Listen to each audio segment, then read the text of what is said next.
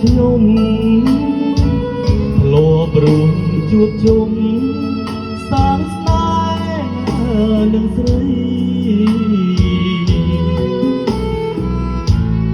យើងស្រឡាញ់គ្នា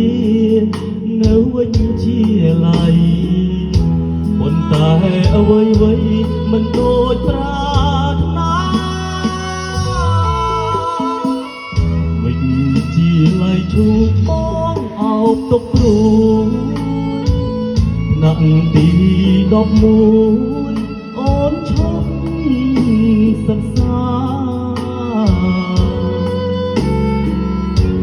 ព្រោះតែ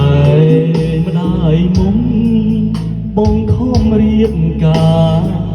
ស្នេហ៍យើងមរណាពាក់កណ្ដាលផ្លូវ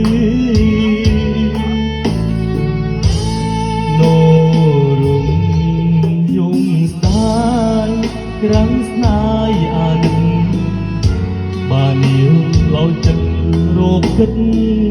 មិនធ្វើ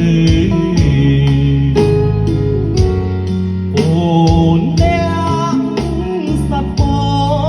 ងអ្នកក្រាំងស្បើស្នេហាអបលើត្រូវរស់ទីដី